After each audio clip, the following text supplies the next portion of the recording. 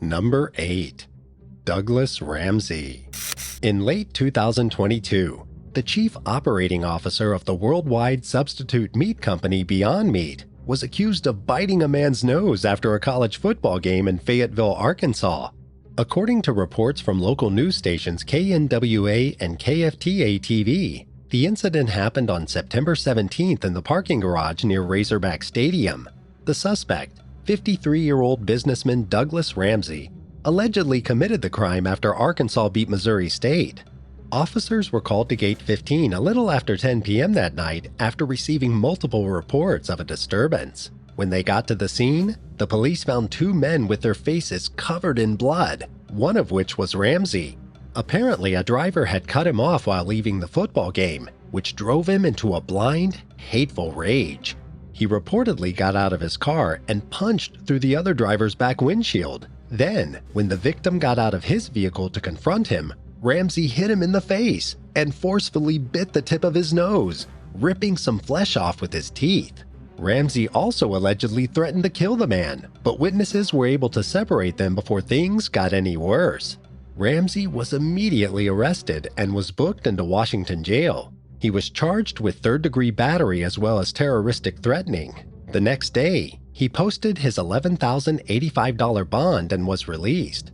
After catching wind of Ramsey's violent outburst, Beyond Meat executives decided to fire him from the company. He just didn't fit their standard of an employee, let alone a leader. Number 7. Willie Mae Harris. An Arkansas woman who was abused throughout her entire marriage was wrongfully convicted of shooting her husband over 3 decades ago, and finally in 2020, her life sentence was taken back. Arkansas Governor Asa Hutchinson decided that Willie Mae Harris should be eligible for parole. He cited the physical abuse that the woman suffered at the hands of her husband, Clyde. Back in 1985, Harris shot him in self-defense, and a jury decided that she deserved to be locked up for the rest of her life. But here's where the legal system really failed Harris. No evidence of the abuse she suffered was presented during her trial. Oh, and she's also legally blind if that helps at all. She would have had no idea where she was shooting, just the general direction. All she knew was that her life was in danger and she had to protect herself. According to an affidavit from the woman's aunt, Clyde once broke her hand during a fight using a universal joint from a car. The woman's attorney, Lee Eaton, told news station WVLT that he cried for at least an hour after hearing the judge's decision to release Harris. He stated, "She's missed generations of her family." On June 5, 2020, Willie finally walked out of Wrightsville Women's Facility as a free woman. She'd wrongfully served 35 years for a crime committed in self-defense. The 72-year-old was finally able to embrace her 2 adult daughters, Malone and Sylvia, who were only 5 and 14 years old when she was unjustly convicted of first-degree murder. Number 6. John R. Tyson. The chief financial officer for Tyson Foods Company was reportedly arrested in November 2022 for accidentally falling asleep in someone else's home. According to Washington County jail records, John R. Tyson was taken into custody on November 6 and charged with criminal trespassing and public intoxication. Based on reports from local news stations KNWA and KFTA-TV, a woman came home at around 2 a.m. and discovered Tyson sleeping in her bed. She immediately called the cops to report the break-in and told officers she believed he got into her home through the front door. She'd accidentally left it unlocked earlier that day. Based on reports from KNWA, Tyson's clothes were left in a pile at the foot of the bed, and the responding officers were able to identify him after locating his driver's license. When they tried speaking with him, he supposedly started to fall back asleep and couldn't respond clearly. Not surprisingly, he reeked of alcohol and was intoxicated beyond doubt. Tyson's sweater and boots were found in the home's living room, and his pants were thrown in the bedroom. He was apparently only wearing underwear at the time of his arrest. He was booked into the Washington County Detention Center, but was released that same night. After the incident, Tyson Foods launched an investigation into the misconduct of their CFO.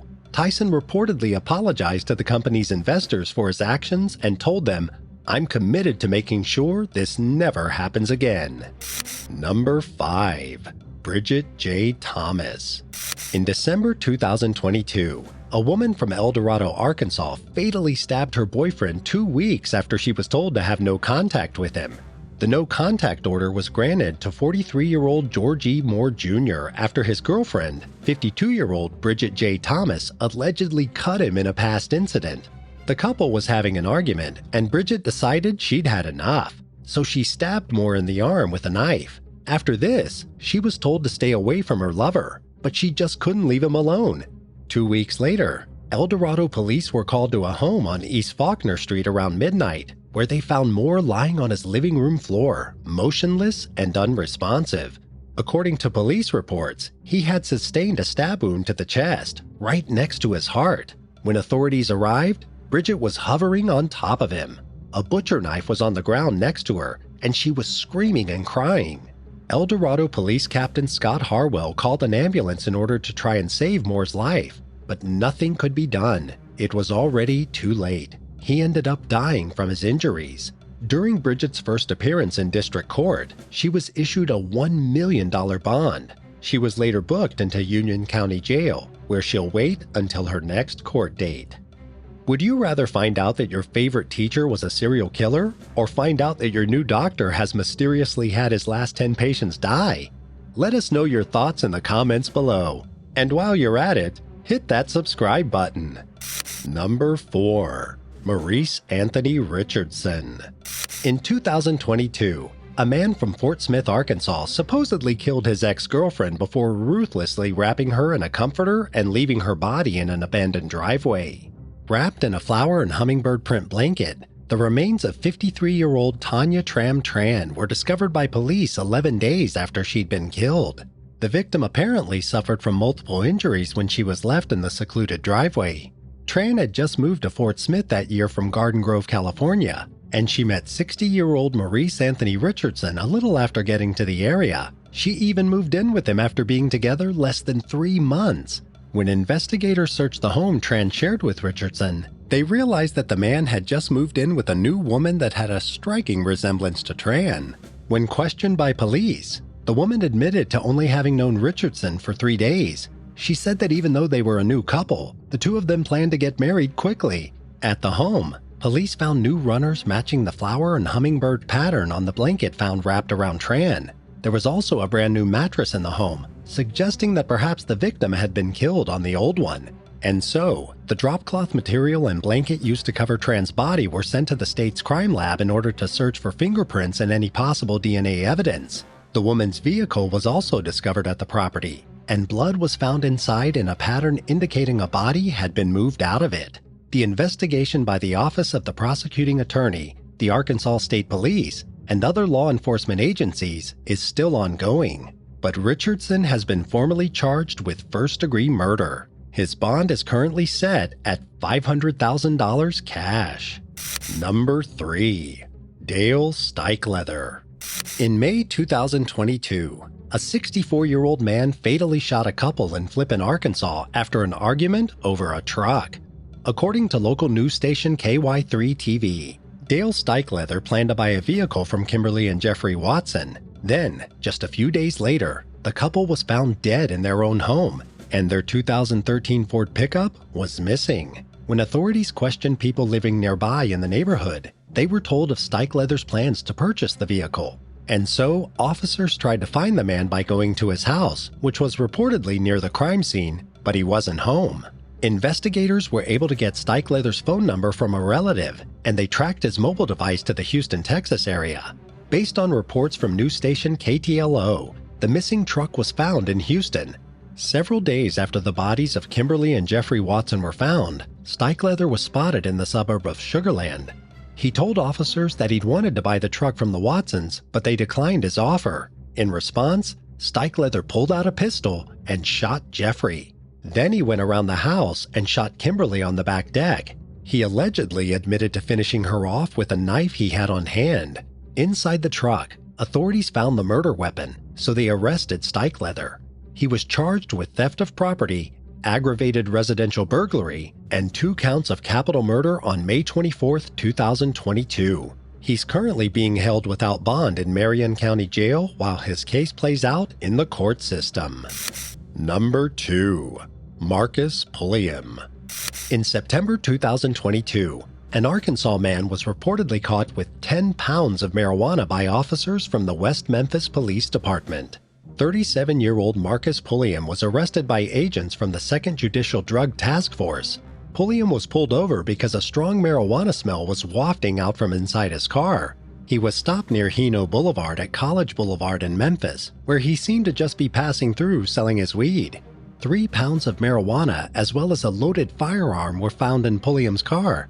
After identifying him, the Drug Task Force went to his home in Marion, Arkansas, located on Bayou Vista Drive. They executed a search warrant and continued searching for incriminating evidence inside. Another 7 pounds of weed were uncovered, and a total of $31,364 in cash were also seized from the suspect.